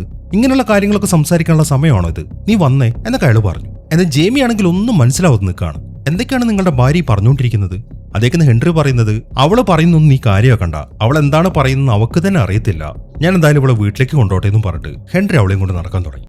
എന്നാൽ പോകുന്ന വഴിക്കും മേരിയൻ ഓരോന്നിങ്ങനെ വിളിച്ചു പറയുന്നുണ്ട്. അതിലൊന്ന്, ഉടനെ തന്നെ നീ ആ പാവയെ കുഴിച്ചിടണം, അല്ലെങ്കിൽ പണിയാണെന്നാണ്. അതെല്ലാം കേട്ട് ജെയ്മിക്കാണെങ്കിൽ ഒന്നും തന്നെ മനസ്സിലാവുന്നില്ല. ഈ സമയത്താണ് അവനൊരു കാര്യം ശ്രദ്ധിക്കുന്നത്. അവനിപ്പോൾ നിൽക്കുന്നത് ആ മേരി ഷായുടെ കല്ലറയുടെ അടുത്താണ്. മേരി ഷാ 1869 ജനനം, 1941 മരണം. അങ്ങനെ സമയം രാത്രി. അവനിപ്പോൾ അവന്റെ ഹോട്ടലിലേക്ക് തിരിച്ചെത്തി. വന്ന ഉടനെ തന്നെ അവൻ ആ പാവയാണ് ചെക്ക് ചെയ്യുന്നത്. അങ്ങനെ അത് പരിശോധിച്ച് കഴിയുമ്പോൾ ഒരു കാര്യം അവന് മനസ്സിലായി. ആ പാവയുടെ പേര് ബില്ലി എന്നാണ്. അത് അതിന്റെ കഴുത്തിന്റെ പുറകുഭാഗത്തായിട്ട് എഴുതിയിട്ടുണ്ട്. അങ്ങനെ അവൻ വേഗം തന്നെ ആ പാവയെടുത്ത് ആ സെമിത്തേരിയിലേക്ക് പുറപ്പെട്ടു. പാവയെ അവൻ ഫ്രണ്ടിലെ സീറ്റിലാണ് വെച്ചിരിക്കുന്നത്. ആ വണ്ടി ഓടിക്കുന്ന സമയത്ത് അവൻ ഇടയ്ക്കിടയ്ക്ക് ആ പാവയൊന്ന് തിരിഞ്ഞു നോക്കുന്നുണ്ട്. പാവയാണെങ്കിൽ അനക്കമില്ലാതെ അവിടെ തന്നെ ഇരിക്കുകയാണ്. എന്നാൽ അതിന്റെ ഇടയിൽ എപ്പോഴോ പാവ അവനെ ഒന്ന് നോക്കി. പക്ഷെ അത് അവൻ കാണുന്നില്ല. പിന്നീട് അവൻ ആ പാവയെ നോക്കുമ്പോൾ അത് പഴയതുപോലെ തന്നെയാണ് ഇരിക്കുന്നത്. അങ്ങനെ അവൻ ആ പാവയും കൊണ്ട് നേരെ പോകുന്നത് ആ സെമിത്തേരിയിലേക്കാണ്, മേരി ഷായുടെ കല്ലറയുടെ അടുത്തേക്ക്. മേരി ഷായുടെ കല്ലറയുടെ പുറകിലായിട്ട് വേറെയും കുറേ കല്ലറകളുണ്ട്. ഇതെല്ലാം മേരി ഷായുടെ പാവകളുടെ കല്ലറകളാണ്. അങ്ങനെ അവൻ അതൊക്കെ ചെക്ക് ചെയ്യാൻ തുടങ്ങി. അവന്റെ കയ്യിലിരിക്കുന്ന ആ പാവയായ ബില്ലി ഉണ്ടല്ലോ, അതിന്റെ കല്ലറ എവിടെയാണ് എന്നാണ് അവൻ പരിശോധിക്കുന്നത്. അങ്ങനെ ഉടനെ തന്നെ അവനത് കണ്ടെത്തുകയും ചെയ്തു. അങ്ങനെ പാവ അവിടെ താഴെ വെച്ചിട്ട് അവൻ ആ കല്ലറ ഓപ്പൺ ചെയ്തു. എന്നാൽ ഈ സമയത്താണ് പാവയുടെ വാ തുറന്നു വരുന്നത്. അതവൻ ശ്രദ്ധിക്കുന്നില്ല. ഈ സമയം അവൻ ആ കല്ലറയിലേക്ക് നോക്കുമ്പോൾ അതിനകത്ത് ബില്ലി ഉണ്ടായിരുന്നുമില്ല. അതിൽ നിന്നും അപ്പൊ തന്റെ കയ്യിലിരിക്കുന്ന പാവയാണ് ഇതിനകത്ത് ഉണ്ടായിരുന്നത് എന്ന കാര്യം അവന് മനസ്സിലായി. പക്ഷെ ആരാണ് ഇതിനെ കുഴിച്ചെടുത്തത്? അങ്ങനെ അവൻ വേഗം ബില്ലിയെ എടുത്ത് ആ കല്ലറയിലേക്ക് വെച്ചു. എന്നിട്ട് അത് അടയ്ക്കാൻ തുടങ്ങുമ്പോഴാണ് അതുവരെ തിരിഞ്ഞിരുന്ന ബില്ലിയുടെ തല പെട്ടെന്ന് അവന് നേർക്ക് തിരിയുന്നത്. അത് കണ്ട് പേടിക്കുന്നവൻ വേഗം തന്നെ ആ കല്ലറ മൂടി. എന്നിട്ട് അവന്റെ കാറിലേക്ക് കയറി. പെട്ടെന്നാണ് അവന്റെ വണ്ടിയുടെ പുറകിലൂടെ ഒരു നിഴല് പാസ് ചെയ്തു പോകുന്നത്. ഒരു ശബ്ദം കേട്ടു. അതിനെ തുടർന്ന് അവൻ തിരിഞ്ഞു നോക്കുമ്പോൾ ഒന്നിനെയും കാണുന്നില്ല. എന്നാൽ ആ രൂപം ആ കാറിന് ചുറ്റും ഇങ്ങനെ ഓടാൻ തുടങ്ങി. നല്ല വേഗതയിലായതുകൊണ്ട് അതെന്താണ് സംഭവം എന്നവന് മനസ്സിലാവുന്നില്ല. അങ്ങനെ അത് കണ്ടിങ്ങനെ പേടിച്ചിരിക്കുമ്പോഴാണ് പെട്ടെന്ന് ബില്ലി അവന്റെ ഇടതുഭാഗത്തെ ചില്ലിന്റെ അടുത്ത് വരുന്നത്. അവൻ അങ്ങോട്ടൊന്ന് നോക്കിയതും അടുത്ത സെക്കൻഡ് ബില്ലി അപ്രത്യക്ഷമാവുകയും ചെയ്തു. ഈ സമയം അവൻ കാറിന്റെ വെളിയിലേക്ക് ഇറങ്ങുന്നുണ്ട്. എന്നാൽ അവിടെ എങ്ങും ഒന്നിനെയും കാണുന്നില്ല. അങ്ങനെ ജേമി ഉടനെ തന്നെ അവന്റെ ഹോട്ടലിലേക്ക് തിരിച്ചെത്തി. എന്നിട്ട് ഒരു കുളിയൊക്കെ കഴിഞ്ഞ് ബാത്റൂമിൽ നിന്ന് വെളിയിലേക്ക് ഇറങ്ങുമ്പോഴാണ് ഒരു കാഴ്ച കണ്ട് അവൻ ഞെട്ടിപ്പോകുന്നത്. ബില്ലി ഇപ്പൊ അവന്റെ ബെഡിലായിട്ടിരിക്കുന്നു. ആദ്യം ഒന്ന് ഞെട്ടിയെങ്കിലും അടുത്ത സെക്കൻഡിൽ അവന്റെ ഞെട്ടൽ മാറി. കാരണം ആ പാവയുടെ പുറകിലായിട്ട് ആ പോലീസുകാരനായ ലിപ്റ്റൺ ഇരിക്കുന്നുണ്ട്. അയാൾ ഇത്രയും നേരം ഇവന്റെ പുറകിലായിരുന്നു. ഇവൻ ആ പാവയെ കുഴിച്ചിടുന്ന കണ്ടുകൊണ്ട് അയാൾ ഇപ്പൊ ആ പാവ എടുത്തുകൊണ്ട് വന്നിരിക്കുകയാണ്. അങ്ങനെ ആ പാവയെ അവനെ കാണിച്ചതിന് ശേഷം അയാൾ ഇപ്പൊ ചോദിക്കുന്നത്, നിന്റെ ഭാര്യയുടെ മരണത്തിൽ അല്ലെങ്കിൽ അവളുടെ കൊലപാതകത്തിൽ ആദ്യത്തെ തെളിവ് ഈ പാവയാണ്. എന്തിനു നീ ഇതിനെ കൊണ്ട് കുഴിച്ചിട്ടു? അതേക്ക് നാം പറയുന്നത് അത് മറ്റൊന്നും കൊണ്ടല്ല, ഈ പാവയെ ആരാണ് എനിക്ക് അയച്ചത് എന്ന് എനിക്ക് അറിയത്തില്ല. പക്ഷെ അതിന്റെ ഒരു അന്വേഷണത്തിൽ ഒരു കാര്യം എനിക്ക് മനസ്സിലായി. ഈ പാവ വന്നിരിക്കുന്നത് ആ സെമിത്തേരിയിൽ നിന്നാണ്. അതുകൊണ്ടാണ് ഞാൻ ഇതിനവിടെ കൊണ്ടുപോയി കുഴിച്ചിട്ടത്. അത്രയും പറഞ്ഞതിന് ശേഷം ആ മേരി ഷായെ കുറിച്ചുള്ള കാര്യങ്ങളും അവൻ അയാളുടെ അടുത്ത് പറഞ്ഞു. അതെല്ലാം കേൾക്കുമ്പോൾ അപ്പൊ ഒരു പ്രേതമാണ് നിന്റെ ഭാര്യയെ കൊന്ന് എന്നാണ് നീ വിശ്വസിക്കുന്നത്? അതെനിക്കറിയത്തില്ല. പക്ഷെ ഒരു കാര്യം എനിക്ക് ഉറപ്പാണ്, ഒന്നുകിൽ എന്റെ ഭാര്യയെ കൊന്നത് ഈ പാവയെ എനിക്ക് അയച്ച ആളായിരിക്കും, അല്ലെങ്കിൽ അയാൾക്ക് അറിയുന്ന ഒരാളായിരിക്കും എന്നാണ് ജേമി പറയുന്നത്. അതേക്കുമ്പോൾ ആ തിയറി കൊള്ളാം, അതെനിക്ക് ഇഷ്ടപ്പെട്ടു, അതങ്ങനെ തന്നെ ഇരിക്കട്ടെ, എന്തായാലും തൽക്കാലം ഞാൻ പോകുന്നു എന്ന് പറഞ്ഞിട്ട് അയാൾ ആ പാവയും കൊണ്ട് അവിടെ നിന്ന് ഇറങ്ങി. അങ്ങനെ പിറ്റേ ദിവസം രാവിലെ ഈ ലിപ്റ്റൺ താമസിക്കുന്നതും ജേമിയുള്ള അതേ ഹോട്ടലിൽ തന്നെയാണ്. രാവിലെ തന്നെ അയാൾ റെഡിയായി അയാളുടെ കാറുമായിട്ട് അവിടെ നിന്ന് പോയി. അയാൾ പോകുന്നൊക്കെ ശ്രദ്ധിച്ചുകൊണ്ട് ജേമി അവന്റെ റൂമിലിരിക്കുന്നുണ്ട്. അങ്ങനെ അയാൾ പോയി കഴിഞ്ഞപ്പം ജേമി വേഗം അയാളുടെ റൂമിലേക്ക് കയറി. അതിനകത്ത് ആ പാവയുണ്ടായിരുന്നു. അവൻ ആ പാവ എടുത്തിട്ട് നേരെ പോകുന്നത് ആ ഹെൻറിയുടെ വീട്ടിലേക്കാണ്. അവനങ്ങോട്ട് കയറി ചെല്ലുമ്പോൾ തന്നെ ഹെൻറിയുടെ ഭാര്യ മേരിയാണ് അവിടെ ഇരിക്കുന്നുണ്ട്. അവൻ ആ പാവയെ അവർക്ക് കാണിച്ചു കൊടുത്തിട്ട് മേരി ഷായെ കുറിച്ച് ചോദിക്കാൻ തുടങ്ങി. നിങ്ങളല്ലേ പറഞ്ഞത് എന്റെ ഭാര്യയെ കൊന്ന് മേരി ഷാ ആണെന്ന്? അതെങ്ങനെ നിങ്ങൾക്കറിയാം?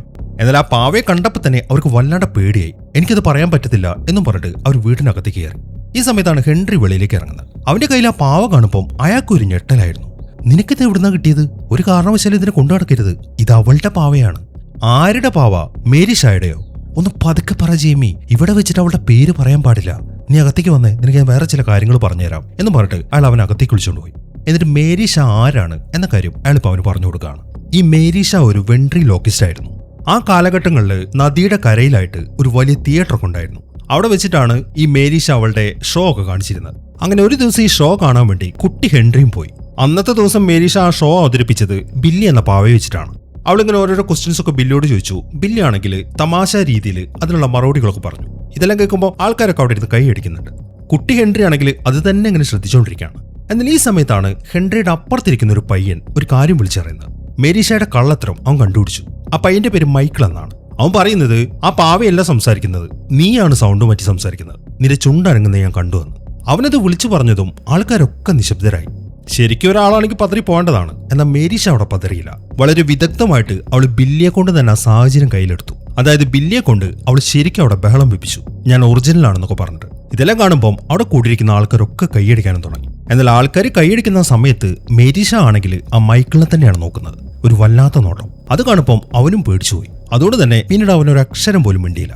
ഹെൻറി കഥ തുടർന്നു. അങ്ങനെ ആ സംഭവത്തിന് ശേഷം കുറച്ച് ആഴ്ചകൾ കഴിഞ്ഞപ്പോൾ മൈക്കിൾ എന്ന് പറയുന്ന ആ കൊച്ചു പയ്യനെ കാണാതായി. നാട്ടുകാരൊക്കെ വിചാരിച്ചത് അത് സാധാരണ സംഭവിച്ചൊരു കാര്യമാണെന്നാണ്. പക്ഷേ ഈ ഹെൻറി അത് വിശ്വസിച്ചില്ല. അവന്റെ തിരോധാനത്തിൽ മേരി ഷായ്ക്കും പങ്കുണ്ട് എന്നാണ് അയാൾ വിശ്വസിച്ചത്. അങ്ങനെ ആ ഒരു വിശ്വാസമായിട്ട് നടക്കുന്ന സമയത്താണ് മേരി ഷാ കൊല ചെയ്യപ്പെടുന്നത്. പക്ഷെ ആരാണ് അവളെ കൊന്നത് എന്ന കാര്യം ആർക്കും അറിയത്തില്ല. മേരി ഷാ മരിക്കുന്നതിന് മുമ്പായിട്ട് ഒരു വിൽപത്രം എഴുതിയിരുന്നു. അതിൽ പറഞ്ഞിട്ടുണ്ടായിരുന്നത് മേരി ഷാ മരിച്ചു കഴിഞ്ഞിട്ട് അവളുടെ ബോഡി കുഴിച്ചിടുന്ന സമയത്ത് അവളുടെ പാവകളെയും അവളുടെ കൂട്ടത്തിൽ തന്നെ കുഴിച്ചിടണമെന്ന്. കാരണം ആ പാവകളെ അവൾ അവളുടെ കുട്ടികളായിട്ടായിരുന്നു കണ്ടത്. അത് മൊത്തം 101 പാവകളുണ്ടായിരുന്നു. അങ്ങനെ മേരിഷ മരിച്ചതിന് ശേഷം അവളുടെ ബോഡിയും ആ വിൽപത്രവും നേരെ എത്തിച്ചേർന്നത് ഈ ഹെൻറിയുടെ അച്ഛനായ റിച്ചാർഡിന്റെ കയ്യിലാണ്. അയാളാണ് മേരിഷയുടെ മരണശേഷമുള്ള ബാക്കി കാര്യങ്ങളൊക്കെ ചെയ്തത്. എന്നാൽ ആ വിൽപത്രത്തില് മറ്റൊരു കാര്യം കൂടെ മേരിഷ പ്രത്യേകം പറഞ്ഞിട്ടുണ്ടായിരുന്നു. അതായത് പാവകളുടെ കൂടെ വെറും ഒരു മനുഷ്യനായിട്ട് അവളെ കുഴിച്ചിടരുത്, അവളെ ഒരു പാവയാക്കി മാറ്റിയതിനു ശേഷം മാത്രമേ അവരുടെ കൂടെ കുഴിച്ചിടാവുള്ളൂ എന്ന്. അങ്ങനെ റിച്ചാർഡ് മേരിഷയുടെ ശരീരത്തിലെ ആ പോസ്റ്റ്മോർട്ടം ഒക്കെ കഴിഞ്ഞതിന് ശേഷം കുറെ രാത്രിയായി കഴിഞ്ഞപ്പം ആരും കാണാതെ കുട്ടി ഹെൻറി ആ റൂമിലേക്ക് വന്നു. അവൻ അവരുടെ ബോഡി ഒന്ന് കാണണമായിരുന്നു. വലിയൊരു ടേബിളിന്റെ മുകളിലാണ് അവളുടെ ബോഡി ഇരിക്കുന്ന ആ പെട്ടി വെച്ചിരിക്കുന്നത്. അവളിന്ന് കാണാൻ വേണ്ടി അവൻ ആ ടേബിളിന്റെ മുകളിലേക്ക് കയറി. എന്നാൽ പെട്ടെന്നാണ് അത് മൊത്തം കൊണ്ട് മറഞ്ഞു വീഴുന്നത്. അതോടുകൂടെ മേരിഷയുടെ ബോഡി ഇപ്പൊ അവന്റെ തൊട്ടടുത്തേക്ക് വീണു. എന്നാൽ ആ രൂപം കണ്ട് അവൻ ശരിക്കും ഞെട്ടിപ്പോയി. മേരിഷ ഇപ്പം ഒരു പാവയായിട്ട് മാറിയിരിക്കുകയാണ്. അതുകൊണ്ട് പേടിക്കുന്നവൻ പുറകിലേക്ക് ഇങ്ങനെ ഞെരങ്ങിപ്പോയി. എന്നാൽ അടുത്ത സെക്കൻഡിൽ അവൻ നോക്കുമ്പോൾ മേരിഷ ഇപ്പം വല്ലാത്തൊരു രൂപത്തിൽ അവന് മുമ്പിൽ നിൽക്കുകയാണ്. ഉറക്കെ നിലവിളിക്കണമെന്നവനുണ്ട്, എന്ന സൗണ്ട് പുറത്തേക്ക് വരുന്നില്ല. പെട്ടെന്നാണ് അവന്റെ അച്ഛൻ വന്നിട്ട് അവിടുത്തെ ലൈറ്റ് ഇടുന്നത്. ഈ സമയമാകുമ്പോഴേക്കും ആ റൂമിലെ കാര്യങ്ങളൊക്കെ നോർമൽ അവസ്ഥയിലായി. മേരിഷയുടെ ബോഡി അവിടെ കിടക്കുന്നുണ്ട്. എന്നാൽ കുട്ടി ഹെൻറി ആണെങ്കിൽ വല്ലാതെ പേടിച്ചിരിക്കുകയായിരുന്നു. അങ്ങനെ ഹെൻറി പിന്നെയും കഥ തുടർന്നു. മേരിഷയുടെ ശരീരം കുഴിച്ചിട്ടതിന് ശേഷം ഈ റേവൻസ് ഫെയർ എന്ന് പറഞ്ഞ സ്ഥലത്ത് ഒരുപാട് മരണങ്ങൾ സംഭവിച്ചു. കുറെ ഫാമിലികളാണ് കൊല്ലപ്പെട്ടത്. അവരുടെയൊക്കെ ഫോട്ടോ ഹെൻറി ഇപ്പം ജേമിക്ക് കാണിച്ചു കൊടുത്തു. ഈ മരിച്ച ആർക്കും തന്നെ അവരുടെ നാക്കില്ലായിരുന്നു. അതെല്ലാം പിഴുതെടുത്ത അവസ്ഥയിലാണ്. ഈ മരണങ്ങളിലെ അവസാനത്തെ കണ്ണി ജേമിയുടെ ഭാര്യ ലിസയാണ്. ഹെൻറി പറഞ്ഞു നിർത്തി. അങ്ങനെ ആ ഫോട്ടോസൊക്കെ നോക്കിയതിനു ശേഷം ജേമി ചോദിക്കുന്നത്, ഇവരുടെയൊക്കെ ഫോട്ടോ എടുക്കാൻ നിങ്ങൾക്ക് എങ്ങനെ തോന്നിയെന്നാണ്. അതേക്കുമ്പോൾ അതെന്റെ ജോലിയായി പോയി എന്നാണ് ഹെൻറി പറയുന്നത്. ഓക്കെ, കാര്യങ്ങളൊക്കെ എനിക്ക് മനസ്സിലായി. പക്ഷെ ആരാണ് ആ പാവയെ കുഴിച്ചെടുത്ത് എനിക്ക് അയച്ചതെന്ന് അവൻ പിന്നെയും ചോദിച്ചു. എനിക്കറിയത്തില്ല ജേമി, സത്യമായിട്ട് എനിക്കറിയത്തില്ല. പിന്നെ ഒരു കാര്യം ഞാൻ പറഞ്ഞേക്കാം, ഈ ടൗണിൽ ആരും തന്നെ മേരിഷയുടെ പേര് ഉച്ചരിക്കാറില്ല. മാത്രമല്ല അവളുടെ കല്ലറയുടെ അടുത്തേക്ക് ഒറ്റയ്ക്കാരും പോവാറുമില്ല. നീയും ആ കാര്യം ശ്രദ്ധിക്കണം. ഒരു കാരണവശാലും ഒറ്റയ്ക്ക് അവളുടെ കല്ലറയുടെ അടുത്തേക്ക് പോകരുത്. എന്നാൽ അയാളത് പറഞ്ഞു കഴിയുമ്പോൾ അവൻ പറയുന്നത്, നിങ്ങളല്ലേ പറഞ്ഞത് മേരിഷ താമസിച്ചുകൊണ്ടിരുന്നത് ആ ലേക്കിന്റെ അപ്പുറത്തുള്ള തിയേറ്ററിലാണെന്ന്. ഞാൻ എന്തായാലും അവിടെ വരുന്നു പോയി നോക്കട്ടെ എന്നും പറഞ്ഞിട്ട് ജേമി അവിടെ നിന്ന് ഇറങ്ങി. ഈ സമയം തന്നെ പോലീസുകാരനായ ലിപ്റ്റൺ ഇപ്പൊ മേരിഷയുടെ കല്ലറയുടെ അടുത്തേക്ക് എത്തി. ഒരു വലിയ പിക്കാസോ എല്ലാം എടുത്തിട്ടുണ്ട്. അയാളിപ്പം അത് വെച്ചിട്ട് അവിടെ മൊത്തം കുഴിച്ചു നോക്കുകയാണ്. ഈ സമയം ജേമി ആണെങ്കിൽ ആ തിയേറ്ററിന്റെ അടുത്തേക്ക് എത്തി. ആ തിയേറ്റർ നിൽക്കുന്നത് ലേക്കിന്റെ അപ്പുറത്താണ്. അതുകൊണ്ട് അങ്ങോട്ട് പോകണമെങ്കിൽ ഒരു തോണി ഉണ്ട് അവിടെ. അതിലാണ് അവൻ ആ തിയേറ്ററിലേക്ക് പോകുന്നത്. അങ്ങനെ അവൻ ആ തിയേറ്ററിന്റെ അകത്തേക്ക് കയറി അവിടെ മൊത്തം പരിശോധിക്കാൻ തുടങ്ങി. ആ ഒരു ഹാളിലെ മുഴുവൻ കാര്യങ്ങളും അവിടെ തകർന്നു കിടക്കുകയാണ്. അങ്ങനെ അവിടെയൊക്കെ ചെക്ക് ചെയ്ത് അവനിപ്പോൾ ആ സ്റ്റേജിന്റെ അടുത്തേക്ക് എത്തി. എന്നാൽ അവിടെയൊന്നും അവനൊന്നും കാണാൻ പറ്റുന്നില്ല. ആ സ്റ്റേജിന്റെ ഭാഗം മൊത്തം ബ്ലാങ്ക് ആയി കിടക്കുകയാണ്. അവിടെ ഇങ്ങനെ കുറെ കയറുകൾ തൂങ്ങിക്കിടക്കുന്നുണ്ട്, അല്ലാതെ വേറൊന്നുമില്ല.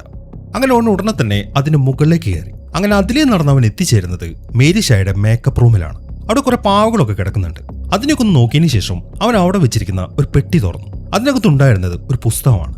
അങ്ങനെ അവൻ ആ പുസ്തകം എടുത്ത് നോക്കുമ്പോഴാണ് അവന്റെ പുറകിലൂടെ ഒരു രൂപം അതിലെ പാസ് ചെയ്യുന്നത്. അത് ആ കണ്ണാടിയിൽ നമുക്ക് കാണാൻ പറ്റും. എന്നാൽ അവനത് ശ്രദ്ധിച്ചിട്ടില്ല. അവനിപ്പോൾ ആ പുസ്തകം ചെക്ക് ചെയ്യുമ്പം അതിലുണ്ടായിരുന്നത് ഈ മേരിഷയുടെ പാവകളെ ഉണ്ടാക്കുന്ന വിധമായിരുന്നു. ഒരു പെർഫെക്റ്റ് ക്രിയേഷന്റെ രൂപരേഖ. അതൊക്കെ മറച്ചു നോക്കി കഴിയുമ്പോൾ അടുത്ത പേജിലായിട്ട് അവനൊരു പേപ്പർ കട്ടിംഗ് കണ്ടു. അതിലുണ്ടായിരുന്നത് ആ മൈക്കിൾ എന്ന് പറയുന്ന പയ്യനെ കാണാതായതിനെ കുറിച്ചുള്ള ന്യൂസാണ്. അങ്ങനെ ജേമി അത് തന്നെ ഇങ്ങനെ നോക്കിക്കൊണ്ട് നിൽക്കുമ്പോഴാണ് അവന്റെ പുറകിൽ നിന്നൊരു ശബ്ദം കേൾക്കുന്നത്. എന്നാൽ തിരിഞ്ഞു നോക്കുമ്പോൾ ഒന്നിനെയും കാണുന്നില്ല. എങ്കിലും അവന് പേടിയായി. അതുകൊണ്ട് അവൻ വേഗം തന്നെ ആ തിയേറ്ററിൽ നിന്ന് ഇറങ്ങി. ഇതേ സമയത്തിന് ഹെൻറി ആണെങ്കിൽ അയാളുടെ വീട്ടിൽ നിൽക്കുകയാണ്. അതിനിടയിലാണ് അയാളൊരു ശബ്ദം കേൾക്കുന്നത്, അയാളുടെ ഭാര്യയുടെ ശബ്ദം. അയാളങ്ങോട്ട് ചെന്ന് നോക്കുമ്പോൾ അയാളുടെ ഭാര്യ ഇപ്പം ആ ബില്ലി എന്ന് പറഞ്ഞ പാവയോട് സംസാരിക്കുകയാണ്. അത് കണ്ട് നിനക്ക് ദേഷ്യം വന്നു. നിന്നോട് ഞാൻ പറഞ്ഞിട്ടില്ലേ ഈ പാവ എടുക്കരുതെന്ന്. അത്രയും പറഞ്ഞതിന് ശേഷം അയാൾ ആ പാവ എടുത്തിട്ട് അയാളുടെ വർക്കിംഗ് റൂമിലേക്ക് പോയി. എന്നിട്ട് ആ പാവ അവിടെ ഇരുത്തി അയാൾ എന്തോ അവിടെ തിരയാണ്. അതിനെ കുഴിച്ചിടണം. അതിനുവേണ്ടി ഒരു പിക്കാക്സ് ആണ് അയാൾ അവിടെ തിരയുന്നത്. എന്നാൽ ഈ സമയം ആ പാവയാണെങ്കിൽ അതിന്റെ കണ്ണ് തിരിച്ചിട്ട് അയാൾ നോക്കുകയും ചെയ്തു. അങ്ങനെ അയാൾ ആ പിക്കാക്സ് എടുക്കുമ്പോഴാണ് ബേസ്മെന്റിന്റെ അടിയിൽ നിന്നും പഴയതുപോലെ അയാളുടെ ഭാര്യയുടെ ശബ്ദം കേൾക്കുന്നത്. അത് കേട്ടതും അയാൾ വേഗം ബേസ്മെന്റിലേക്ക് പോയി. അങ്ങനെ ബേസ്മെന്റിന്റെ അടിയിലേക്ക് എത്തി അയാൾ അയാളുടെ ഭാര്യയെ പിടിക്കുമ്പോഴാണ് ആ ഞെട്ടിക്കുന്ന സത്യങ്ങൾ തിരിച്ചറിയുന്നത്. അത് അയാളുടെ ഭാര്യയായിരുന്നില്ല, അതൊരു ഡെമ്മിയായിരുന്നു. അത് കണ്ട് പേടിക്കുന്ന അയാൾ തിരിച്ചു പോകാൻ തുടങ്ങുമ്പോൾ ആ ബേസ്മെന്റിന്റെ വാതിലടഞ്ഞു. ഇനിയിപ്പോൾ എന്താണ് ചെയ്യേണ്ടത് എന്നയാൾക്കൊരു എത്തും പിടിയും കിട്ടുന്നില്ല. പെട്ടെന്നാണ് മേരിഷ അങ്ങോട്ട് വരുന്നത്. വന്ന ഉടനെ തന്നെ അവൾ അയാളുടെ പണി തീർത്തു. മാത്രമല്ല അയാളുടെ നാക്ക് അവൾ വലിച്ചെടുക്കുകയും ചെയ്തു. ഈ മേരിഷ ഈ കൊല്ലുന്ന ആൾക്കാരുടെ നാക്ക് പിഴുതെടുക്കുന്നത് ഇവരുടെ സൗണ്ടിൽ സംസാരിക്കാൻ വേണ്ടിയിട്ടാണ്. ഇനിയിപ്പോൾ ഹെൻറിയുടെ സൗണ്ടിലും ഇവർക്ക് സംസാരിക്കാൻ പറ്റും. ഈ സമയം തന്നെ ജേമി നേരെ പോയിരിക്കുന്നത് അവന്റെ അച്ഛന്റെ വീട്ടിലേക്കാണ്. ഇപ്പൊ അവൻ അങ്ങോട്ട് കയറി ചെല്ലുമ്പോൾ ആ എല്ലാം അവിടെ ഇരുന്ന് അവന്റെ അച്ഛനും ഭക്ഷണം കൊടുത്തുകൊണ്ടിരിക്കുകയാണ്. അവനെ കാണുമ്പോൾ അച്ഛൻ പറയുന്നത്, നീ എന്താ മടിച്ചു നിൽക്കുന്നത്, വന്നേ ഇരുന്നേ ഭക്ഷണം കഴിച്ചേ. എന്നാൽ അത് കേൾക്കുമ്പോൾ അവൻ പറയുന്നത്, ഞാൻ ഭക്ഷണം കഴിക്കാനല്ല വന്നത്, എനിക്കൊരു കാര്യം അറിയണം, ആ മേരിഷയെ കുറിച്ച്. ആ കാണാതായ പയ്യനുണ്ടല്ലോ മൈക്കിള്, അവനെ കുറിച്ചൊക്കെ ഞാൻ അറിഞ്ഞു. എന്താണ് ഈ മൈക്കിളിനോടും നമ്മുടെ ഫാമിലിയോടും ഈ മേരിഷയ്ക്ക് ഇത്ര വിരോധം? അവൻ ആ ചോദ്യങ്ങളൊക്കെ ചോദിച്ചു കഴിയുമ്പോൾ അയാളിപ്പോൾ അതിനെക്കുറിച്ച് വിശദീകരിക്കുകയാണ്. നീ പറയുന്ന ഈ മൈക്കിൾ ഉണ്ടല്ലോ, ആ കാണാതായ കുട്ടി, അത് നിന്റെ അങ്കിളാണ്. പുള്ളി കുട്ടിക്കാലത്ത് തന്നെ കാണാതായി. അതിനെ തുടർന്ന് നമ്മുടെ ഫാമിലിയിലുള്ള ആൾക്കാരൊക്കെ വിചാരിച്ചിരുന്നത് അവന്റെ തിരോധാനത്തിന് കാരണം മേരിഷ ആണെന്നാണ്. അതുകൊണ്ട് തന്നെ അവരെല്ലാവരും ചേർന്നിട്ട് അവളെ പിടിച്ചു. എന്നിട്ട് അവളെ കൊന്നുകളയും ചെയ്തു. മാത്രമല്ല അവളുടെ നാക്കും അവർ പിടിച്ചെടുത്തു. എന്നാൽ എല്ലാവരുടെയും പ്രതീക്ഷ തെറ്റി. മരിച്ചു എന്ന് വിചാരിച്ച അവള് ഉയർത്തെഴുന്നേറ്റു. എന്നിട്ട് അവൾ അവളുടെ പ്രതികാരം ചെയ്യാൻ തുടങ്ങി. നമ്മുടെ കുടുംബത്തിലെ എല്ലാ ആണുങ്ങളെയും അവൾ കൊന്നുകളഞ്ഞു. ആണുങ്ങളെ മാത്രമല്ല, അവരുടെ ഭാര്യമാരെ കൊന്നുകളഞ്ഞു, അവരുടെ കുട്ടികളെ കൊന്നുകളഞ്ഞു, കുട്ടികളുടെ കുട്ടികളെ കൊന്നുകളഞ്ഞു. ഇപ്പൊ ഞാൻ മാത്രമാണ് ബാക്കിയായത്. പക്ഷെ എന്റെ അവസ്ഥ നീ കണ്ടല്ലോ. ഈ ഒരൊറ്റ കാരണം കൊണ്ടാണ് ഞാൻ നിന്റെ അടുത്ത് ഇത്രയും അകലം പാലിച്ചത്. അയാൾ പറഞ്ഞു നിർത്തി. ഈ സമയം അവൻ ചോദിക്കുന്നത്, അപ്പൊ എന്റെ ഭാര്യ ലിസയോ? അവളിപ്പോ മരിച്ചില്ലേ? ശരിയാണ് ജെയ്മി, അവളും മരിച്ചു. അതിൽ നിന്നും ഒരു കാര്യം എനിക്കിപ്പോ മനസ്സിലായി. നമ്മുടെ വിധിയിൽ നിന്നും നമുക്ക് ഒരിക്കലും ഓടി ഒളിക്കാൻ പറ്റത്തില്ല. ഉറപ്പായിട്ടും അവൾ നമ്മളെയും തേടി വരും. അച്ഛൻ അതെല്ലാം പറഞ്ഞു കഴിയുമ്പോൾ അവൻ പറയുന്നത്, അപ്പൊ എന്റെ പൂർവികർ ചെയ്ത തെറ്റിന്റെ ഫലമാണല്ലേ ഞാനിപ്പോൾ അനുഭവിക്കുന്നത്? അങ്ങനെയാണെങ്കിൽ ഇനി എന്തിനു ഞാൻ സമ്മതിക്കത്തില്ല. ഇനി ഒരൊറ്റ മരണം പോലും നടക്കാൻ പാടില്ല. ഇത് ഞാൻ തടയാൻ പോവാണ് എന്ന് പറഞ്ഞിട്ട് അവൻ വീട്ടിൽ നിന്ന് ഇറങ്ങി. എന്നാൽ പെട്ടെന്നാണ് ആ പോലീസുകാരനായ ലിപ്റ്റൺ അങ്ങോട്ട് വരുന്നത്. അയാളിപ്പോൾ അവനോട് പറയുന്നത് എന്തെന്ന് വെച്ച് കഴിഞ്ഞാൽ, ഞാൻ ആ സെമിത്തേരി മൊത്തം കുഴിച്ചു നോക്കി. അവിടെ കുഴിച്ചിട്ടതിൽ ബാക്കിയുള്ള 100 പാവകളുണ്ടല്ലോ, അതിലൊന്നിനെ അവിടെ കാണുന്നില്ല. എല്ലാ പെട്ടിയും കാലിയാണ്. ആ പാവകളൊക്കെ ആരാണ് അവിടുന്ന് മാറ്റിയത്? അത് നീയല്ലേ തെളിവ് നശിപ്പിക്കാൻ വേണ്ടി അതൊക്കെ ചെയ്യുന്നത്? എന്നാൽ അയാളുടെ ആ ചോദ്യം കേൾക്കുമ്പോൾ ജെയ്മിക്കാണെങ്കിൽ ഒന്നും മനസ്സിലാവുന്നില്ല. എന്നാൽ ഈ സമയത്താണ് എല്ലാം അങ്ങോട്ട് വരുന്നത്. ജെയ്മിക്ക് ഒരു കോൾ ഉണ്ടെന്ന് പറഞ്ഞിട്ട്. അതിനെ തുടർന്ന് ജെയ്മി ആ കോൾ അറ്റൻഡ് ചെയ്തു. അപ്പുറത്ത് സംസാരിക്കുന്നത് ആ ഹെൻറിയാണ്. ഹെൻറി പറയുന്നത്, ജെയ്മി, നിനക്ക് ഈ കേസിൽ നിന്ന് രക്ഷപ്പെടാനുള്ള ഒരു വഴി ഞാൻ കണ്ടെത്തിയിട്ടുണ്ട്. നീയല്ല നിന്റെ ഭാര്യയെ കൊന്നത് എന്നെനിക്ക് തെളിയിക്കാനാവും. അതിനുവേണ്ടി നീ ആ തിയേറ്ററിലേക്ക് വാ, പെട്ടെന്ന് വാ എന്നാണ് അയാൾ പറയുന്നത്. എന്നാൽ അത് ഹെൻറി അല്ല, മേരിഷ ആണ് അവനോട് സംസാരിച്ചത് എന്ന കാര്യം അവന് മനസ്സിലായിട്ടില്ല. അങ്ങനെ ഫോൺ കട്ട് ചെയ്തതിനു ശേഷം ഹെൻറി പറഞ്ഞ കാര്യങ്ങളൊക്കെ അവനിപ്പോൾ ലിപ്റ്റന്റെ അടുത്ത് പറഞ്ഞു. പക്ഷെ അവൻ എന്തൊക്കെ പറഞ്ഞിട്ടും ആ തിയേറ്ററിലേക്ക് പോകാൻ അയാൾ അവനെ സമ്മതിക്കുന്നില്ല. നീ ഇപ്പോൾ ഒരു തിയേറ്ററിലേക്ക് പോകത്തില്ല, നീ എന്റെ കൂടെ മര്യാദയ്ക്ക് സ്റ്റേഷനിലേക്ക് വരാൻ നോക്ക് എന്നാണ് അയാൾ പറയുന്നത്. എന്നാൽ ജെയ്മിക്ക് തിയേറ്ററിലേക്ക് പോയേ പറ്റൂ. കാരണം അവന്റെ ഭാര്യയെ എന്തിനാണ് കൊന്നത് എന്നവന് കണ്ടുപിടിക്കണം. അയാളാണെങ്കിൽ ഇത് സമ്മതിക്കുന്നുമില്ല. അതുകൊണ്ട് അവൻ അയാളെ ഒറ്റയടിക്ക് താഴേക്ക് ഇട്ടിട്ട് വേഗം അവന്റെ വണ്ടി എടുത്തിട്ട് അവിടുന്ന് പോവാണ്. എന്നാൽ അത് കണ്ടതും ലിപ്റ്റൺ അവനെ ഫോളോ ചെയ്യാൻ തുടങ്ങി. അങ്ങനെ ജെയ്മി ഇപ്പം ആ തിയേറ്ററിന്റെ അടുത്തേക്ക് എത്തി. അവനിപ്പോൾ ആ വള്ളത്തിൽ ഒരു ലൈറ്റും പിടിച്ച് ആ തിയേറ്ററിന്റെ ഉള്ളിലേക്ക് കയറാണ്. അങ്ങനെ അവൻ അവിടുന്ന് പോയി കഴിയുമ്പോഴേക്കും ലിപ്റ്റണും അയാളുടെ കാറിൽ അങ്ങോട്ടെത്തി. അയാൾ ഉടനെ തന്നെ ഡിക്കി തുറന്ന് അതിൽ നിന്നൊരു വലിയ തോക്കും എടുത്തു. ഈ സമയം ജെയ്മി നോക്കുമ്പോൾ പുറകിൽ നിന്ന് ലിപ്റ്റൺ അവൻ എങ്ങനെ വിളിക്കുന്നുണ്ട്. എന്നാൽ ജെയ്മി അതൊന്നും മൈൻഡ് ചെയ്യുന്നില്ല. അവൻ വേഗം തന്നെ തിയേറ്ററിന്റെ ഉള്ളിലേക്ക് പോവാണ്. അങ്ങനെ ജെയ്മി ആ തിയേറ്ററിന്റെ അകത്തേക്ക് കയറി അവിടെ മൊത്തം പരിശോധിക്കുന്ന സമയത്ത് ആ ഹെൻറിയുടെ ശബ്ദം കേൾക്കുന്നുണ്ട്. ഞാൻ ഇവിടെയുണ്ട്, നീ അകത്തേക്ക് വാന്നും പറഞ്ഞിട്ട്. അത് ഫോളോ ചെയ്തിട്ടാണ് ജെയ്മി ഇപ്പം നടക്കുന്നത്. എന്നാൽ അവിടെയൊക്കെ നോക്കിയിട്ടും അയാൾ അവന് കാണാൻ പറ്റുന്നില്ല. അയാളാണെങ്കിൽ ഇങ്ങനെ വിളിച്ചോണ്ടിരിക്കുകയും ചെയ്യുന്നുണ്ട്. ഇതിപ്പോ എവിടെ നിന്നാണ് അയാൾ വിളിക്കുന്നത് എന്നൊക്കെ ചിന്തിച്ചോണ്ട് നിൽക്കുമ്പോഴാണ് ലിപ്റ്റൺ അവന്റെ അടുത്തേക്ക് വരുന്നത്. ഇപ്പൊ ലിപ്റ്റണും ആ ഹെൻറിയുടെ സൗണ്ട് കേട്ടു. അതുകൊണ്ട് തന്നെ ലിപ്റ്റൺ ഇപ്പൊ ജെയ്മിയുടെ കൂടാണ്. അങ്ങനെ അവര് രണ്ടുപേരും കൂടെ ആ ഹെൻറി അവിടെ സെർച്ച് ചെയ്യാൻ തുടങ്ങി. അങ്ങനെ സെർച്ച് ചെയ്ത റൂമിലേക്ക് എത്തുമ്പോൾ അവിടെ മൊത്തം പഴയ പാവകളാണ്. അവറ്റകൾ ഇങ്ങനെ നിരത്തി വെച്ചിട്ടുണ്ട്. പക്ഷെ അതൊന്നും ഈ വെൻട്രിലോക്കിസ്റ്റ് ഉപയോഗിക്കുന്നല്ല. ഇതെല്ലാം ഉപയോഗശൂന്യമായ പാവകളാണ്. അതെല്ലാം മനസ്സിലായി കഴിയുമ്പോൾ ലിപ്റ്റൺ അവിടെ കിടക്കുന്ന ഒരു പാവ എടുത്തിട്ട് അലക്ഷ്യമായിട്ട് പുറകിലേക്ക് വലിച്ചെറിഞ്ഞു.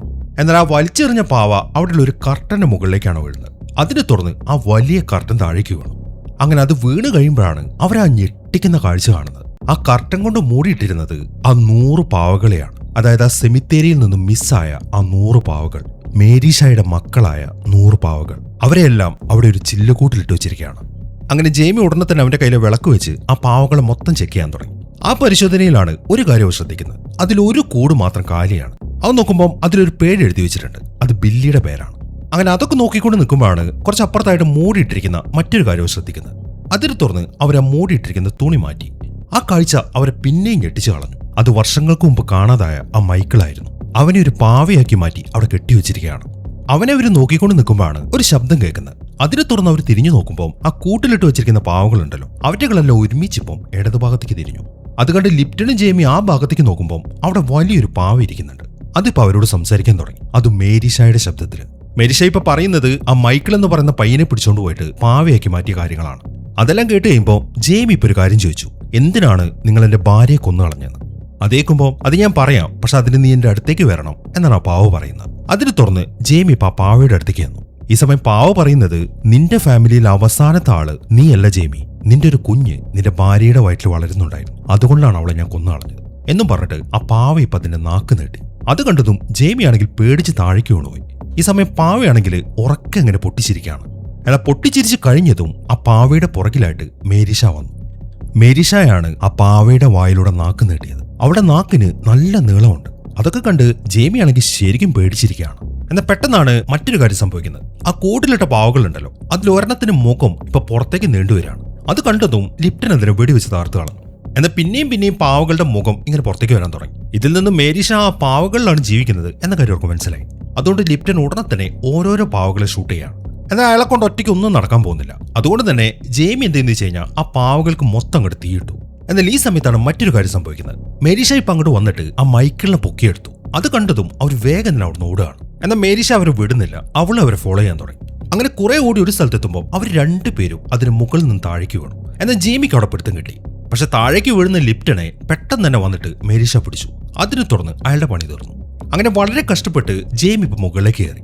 എന്നാൽ പെട്ടെന്നാണ് മേരിഷ അവന്റെ മുമ്പിൽ വരുന്നത്. അതിനെ തുടർന്ന് അവൻ നേരെ താഴെയുള്ള ലേക്കിലേക്കാണ് വീഴുന്നത്. ആ വെള്ളത്തിന്റെ അടിയിലേക്ക് അവൻ വീണ് കഴിയുമ്പോൾ അവിടെയും മൊത്തം പാവകളാണ്. അങ്ങനെ എങ്ങനെയൊക്കെയോ അവൻ ആ വെള്ളത്തിൽ നിന്ന് കരയിലേക്ക് കയറി. അവനിപ്പോ ആ ലേക്കിന്റെ ഇപ്പുറത്തെ സൈഡിലാണുള്ളത്. ഇപ്പൊ അവൻ നോക്കുമ്പോൾ ആ തിയേറ്റർ ആണെങ്കിൽ മൊത്തത്തിൽ ഇങ്ങനെ കത്തി എരിഞ്ഞുകൊണ്ടിരിക്കുകയാണ്. എന്നാൽ ഈ സമയത്താണ് ഒരു കാര്യം അവൻ ഓർക്കുന്നത്. ആ ബില്ലി എന്ന് പറഞ്ഞ പാവ ആ തിയേറ്ററിലല്ല, അതിപ്പോ ഹെൻറിയുടെ കയ്യിലാണുള്ളത്. അതിന് ഉടനെ തന്നെ നശിപ്പിച്ച് കളയണം. അതിനുവേണ്ടി അവൻ വേഗം ഹെൻറിയുടെ വീട്ടിലേക്ക് പോവാണ്. എന്നാൽ ഹെൻറിയുടെ വീട്ടിലേക്ക് എത്തിക്കഴിയുമ്പോൾ അവൻ ഞെട്ടിപ്പോയി. ഹെൻറി അവിടെ മരിച്ചു കിടക്കാണ്. അത് കണ്ട് കരഞ്ഞുകൊണ്ട് അയാളുടെ ഭാര്യയോട് ഇരിക്കുന്നുണ്ട്. ഈ സമയം അവൻ അയാളുടെ ഭാര്യയോട് ചോദിക്കുന്നത് ആ പാവ എവിടെയെന്നാണ്. അതേക്കുമ്പോൾ അത് നിന്റെ അച്ഛൻ എടുത്തോണ്ട് പോയി എന്നാണ് ആ ലേഡി പറയുന്നത്. അവൾ അങ്ങനെ പറഞ്ഞു കഴിഞ്ഞപ്പം അവന് ഡൗട്ടായി. എന്റെ അച്ഛൻ എടുത്തോണ്ട് പോയെന്നോ? അദ്ദേഹം വീൽ ചെയറിലല്ലേ, എങ്ങനെയാണ് അധികം ഇങ്ങോട്ട് വരുന്നത്? പക്ഷെ നിന്റെ അച്ഛൻ തന്നെയാണ് അത് എടുത്തോണ്ട് പോയത് എന്നവൾ തർപ്പിച്ചു പറയാണ്. അങ്ങനെ ജെയ്മി വേഗം തന്നെ അവന്റെ അച്ഛന്റെ വീട്ടിലേക്ക് എത്തി. എന്നാൽ വീട്ടിലേക്ക് കയറുമ്പോൾ അവിടെ ഒന്നും ആരെയും കാണുന്നില്ല. അങ്ങനെ അവൻ അവരെ സെർച്ച് ചെയ്ത് ഒരു റൂമിലേക്ക് ചെന്നു. ഈ സമയം നോക്കുമ്പോൾ ആ പാവയോടെ വെച്ചിട്ടുണ്ട്. അവൻ ഉടനെ തന്നെ അതിനെടുത്തു. എന്നാൽ പെട്ടെന്നാണ് മേരിഷ അവന്റെ അടുത്തേക്ക് വരുന്നത്. അത് കണ്ടതും അവിടെ തീ കത്തിച്ചു വെച്ചിട്ടുണ്ട്. അവൻ ആ പാവ എടുത്ത് ആ തീയിലേക്ക് ഇടാണ്. അങ്ങനെ പാവയ്ക്ക് തീ പിടിച്ച് കഴിയുമ്പോൾ മേരിഷ ആണെങ്കിൽ നിലവിളിച്ചുകൊണ്ട് പുറകിലേക്ക് തെറിച്ചുപോയി. അങ്ങനെ അവളുടെ പണി തീർന്നു കണ്ട് ജെയ്മി ആണെങ്കിൽ ശരിക്കും ആശ്വാസത്തിലിരിക്കുകയാണ്. എന്നാൽ ആ ആശ്വാസം അധിക സമയത്തേക്ക് ഉണ്ടായിരുന്നില്ല. ഈ സമയത്താണ് അവൻ ആ കാഴ്ച കാണുന്നത്. അത് അവന്റെ അച്ഛനായിരുന്നു. അയാൾ അവിടെ ഇങ്ങനെ ഒരു പ്രതിമയെ പോലെ ഇരിക്കുന്നുണ്ട്. അവൻ എത്ര വിളിച്ചിട്ടും അയാൾ ഒന്നും സംസാരിക്കുന്നില്ല. അതുകൊണ്ട് അവൻ അയാളുടെ ദേഹത്തൊന്ന് ടച്ച് ചെയ്തു. എന്നാൽ ടച്ച് ചെയ്തതും അയാൾ താഴേക്ക് വീഴാണ്. ഈ സമയത്താണ് അവൻ ആ ഞെട്ടിക്കുന്ന സത്യം തിരിച്ചറിയുന്നത്. ഇവന്റെ അച്ഛൻ എന്നേ മരിച്ചതാണ്. ഇപ്പം അയാൾ ഒരു പാവയാണ്. മേരിഷയുടെ ഒരു പെർഫെക്റ്റ് ക്രിയേഷൻ. ഇവന്റെ ഈ സ്റ്റെപ്പ് മദർ ഉണ്ടല്ലോ, എല്ലാം അവള് തന്നെയാണ് മേരിഷ. ഇത്രയും ദിവസം ഒരു വെൻട്രിലോക്കിസ്റ്റ് അതിന്റെ പാവയെ വെച്ച് എങ്ങനെയാണോ സംസാരിക്കുന്നത്, അതുപോലെയായിരുന്നു അവൾ അവന്റെ അച്ഛനെ കൊണ്ട് അവന്റെ അടുത്ത് സംസാരിപ്പിച്ചത്. മേരിഷ അയാളുടെ നാക്ക് പിഴുതെടുത്തുകൊണ്ട് അയാളുടെ സൗണ്ട് അവൾക്ക് അനുകരിക്കാൻ പറ്റും. ഈ കാര്യമൊക്കെ തിരിച്ചറിഞ്ഞ് അവനിങ്ങനെ ഞെട്ടിത്തെറിച്ച് നിൽക്കുമ്പോഴാണ് പെട്ടെന്ന് എല്ല അങ്ങോട്ട് വരുന്നത്. എല്ലയല്ല, മേരിഷ. വന്ന ഉടനെ തന്നെ അവൾ അവന്റെ പണിയും തീർത്തു. അങ്ങനെ അവളെ നശിപ്പിച്ച് ഈ കുടുംബത്തിലെ എല്ലാവരെയും അവൾ കൊന്നുകളഞ്ഞിരിക്കുകയാണ്. ഇവിടെയാണ് ഈ സിനിമ അവസാനിക്കുന്നത്. അപ്പൊ എങ്ങനെ ഉണ്ടായിരുന്നു? എന്താണെങ്കിലും നിങ്ങളുടെ അഭിപ്രായങ്ങൾ എഴുതിയറിയിക്കാൻ മറക്കരുത്. പിന്നെ ഹൈപ്പ് ചെയ്യാനും മറക്കരുത്. പിന്നെ മറ്റൊരു കാര്യം പറയാനുള്ളത്, ലോസ്റ്റ് സീരീസിന്റെ എപ്പിസോഡുകളൊക്കെ പ്ലോട്ടിസ്റ്റ് ചാനൽ ഇടാൻ തുടങ്ങിയിട്ടുണ്ട് കേട്ടോ. കാണാത്തവരുണ്ടെങ്കിൽ അതൊന്ന് ചെക്ക് ചെയ്യുമല്ലോ. അപ്പൊ പുതിയൊരു കിടില സിനിമയുമായിട്ട് നമുക്ക് അടുത്ത വീഡിയോയിൽ കാണാം.